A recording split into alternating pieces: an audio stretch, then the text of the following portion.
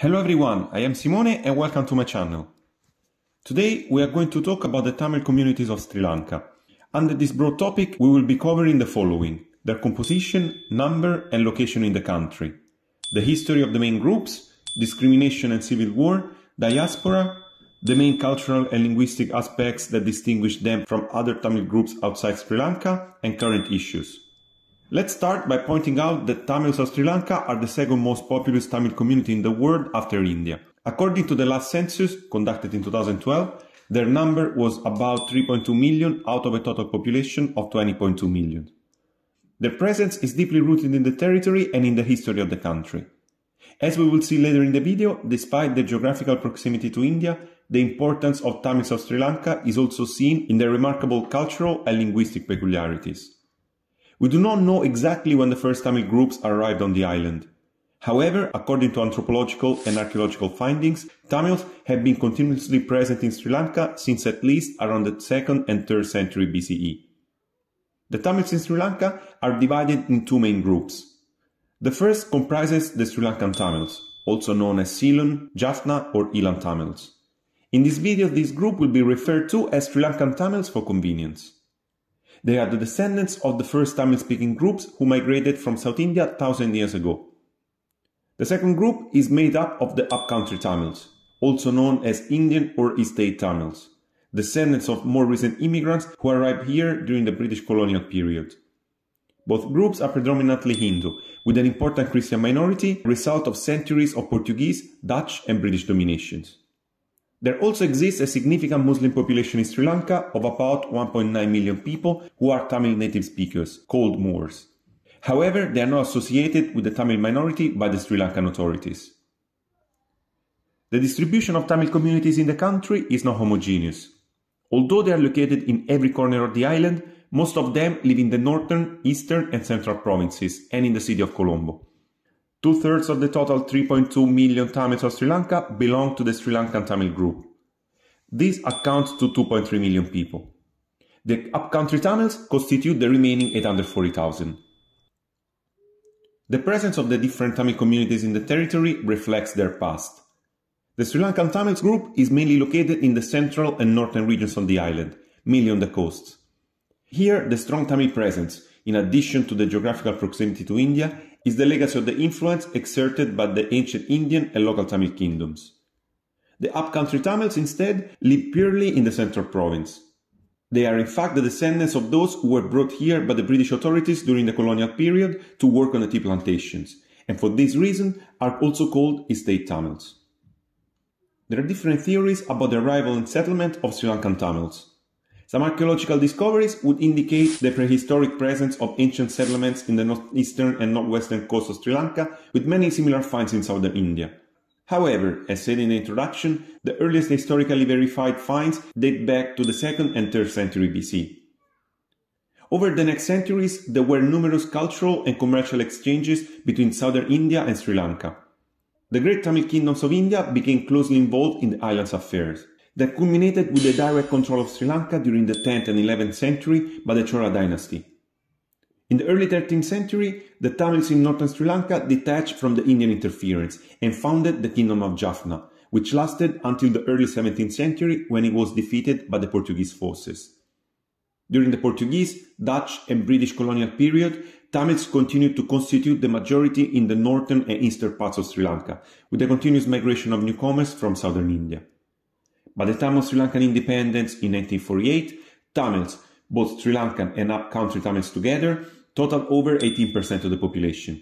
However, they constituted over 30% of the government services workforce, which was substantially larger than their proportion in the general population.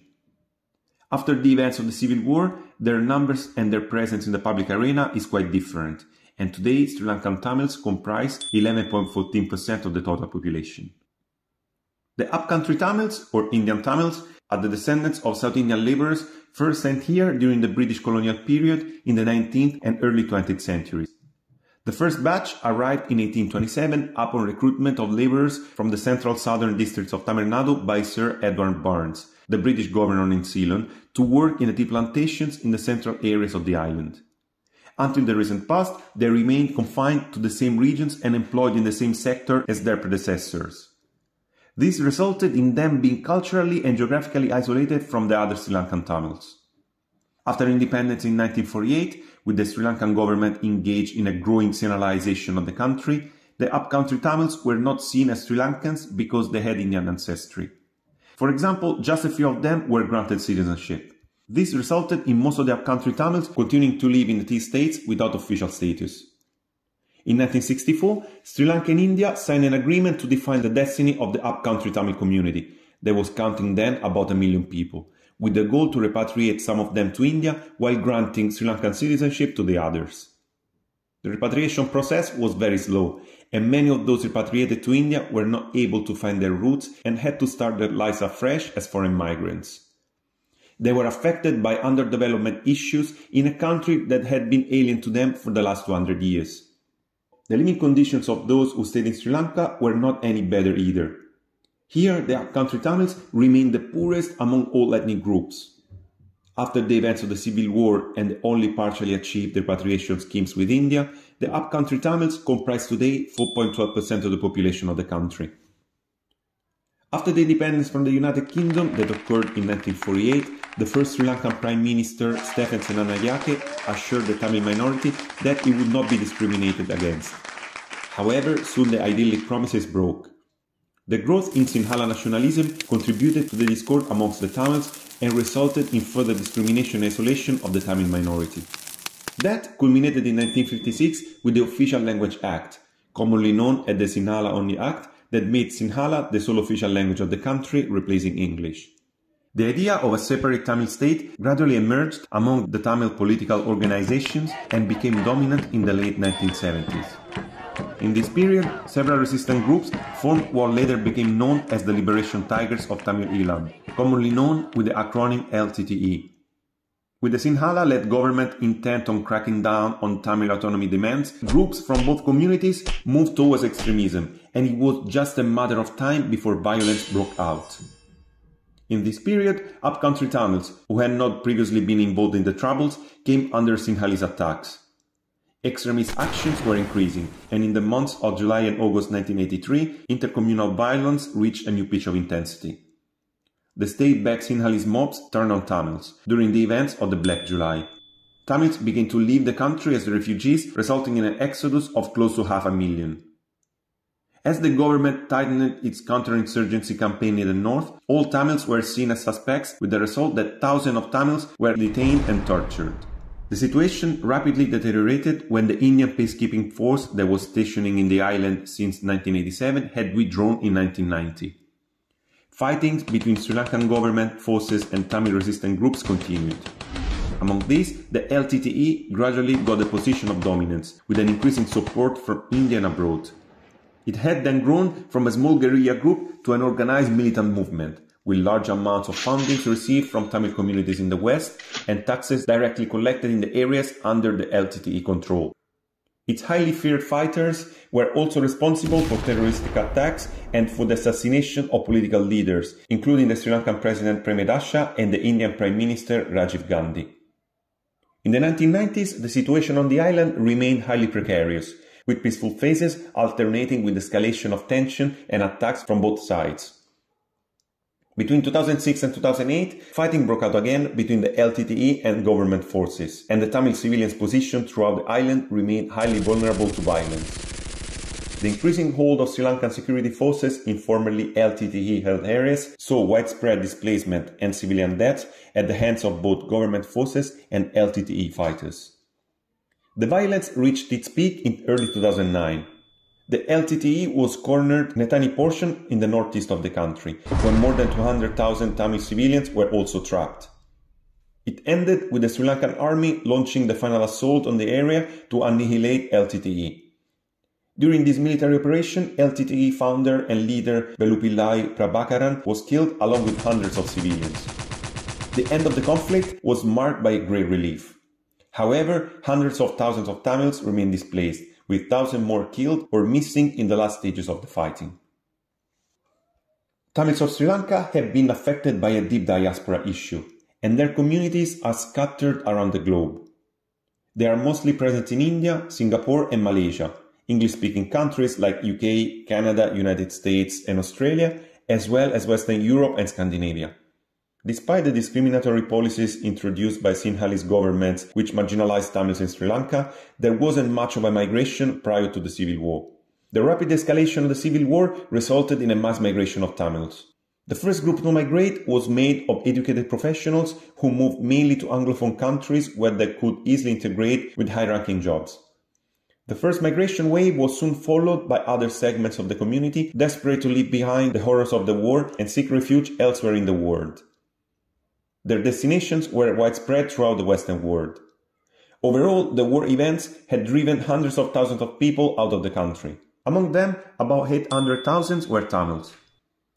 Today, the most numerous Tamils refugee communities from Sri Lanka live in Canada, UK, India and Germany. It must be mentioned the deep commitment that these Tamil communities around the world put into preserving their history, traditions and language to keep alive in the new generations the legacy of their origin and the motherland. From a linguistic point of view, Tamil language in Sri Lanka shows some interesting peculiarities. Although from a formal point of view, the standard Tamil written language is practically the same as that of the other Tamil communities in the world, the spoken varieties differ considerably. The situation of Tamil language in Sri Lanka reflects that of the community division of its speakers. The main variants are therefore two, that of the Sri Lankan Tamil dialects and that of the upcountry or estate Tamil dialect. Regarding the first group, its languages are the result of an autonomous evolution lasting thousands of years and partially independent from that of neighboring India.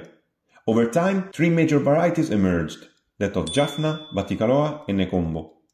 The main feature of the dialects of the Sri Lankan Tamils is that they are more conservative than the mainland Tamil dialects and are less influenced by Sanskrit and Western languages, showing instead a partial influence coming from Sinhala language.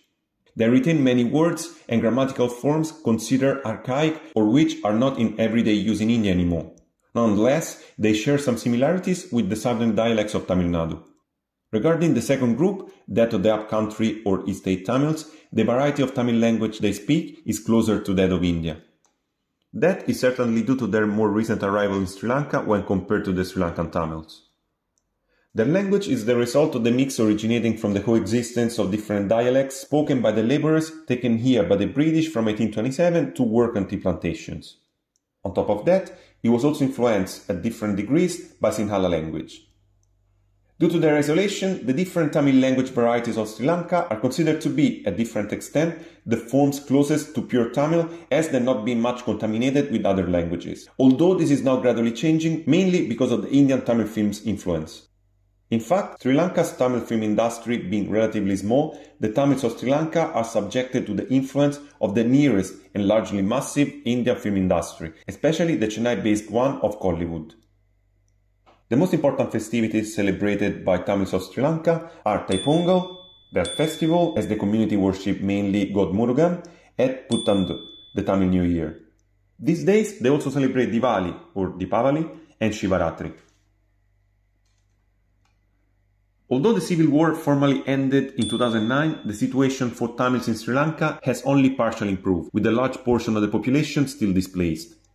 There are still cases of political and civil rights issues such as abductions, arbitrary arrests and detention, torture and sexual violence being reported from the country's heavily militarized former conflict areas designated as high security zones. Tamil culture and freedom of expression have been marginalized, with continuing militarization, displacement of people and Sinhalization in minority areas. This is reflected in the construction of Buddhist shrines, Sinhalese victory monuments, road signs, street and village names in predominantly Tamil areas in the attempt to affirm Sinhalese control. In particular, the acquisition of land for Buddhist religious sites in Tamil majority areas, where in some cases no Buddhists resided before 2009, was carried out along with bans on access for Tamils to Hindu places of worship and culture. All these steps undertaken by Sri Lankan governments after the civil war have progressively hidden, and in some cases even erased, the Tamil perspective on Sri Lankan history, as well as Tamil and Indo elements of the country's culture. As we've seen, Tamil culture has been part of the history and identity of Sri Lanka for millennia. Here is to hoping that Tamil people of Sri Lanka find their strength and continue to thrive despite decades of cultural and humanitarian struggle.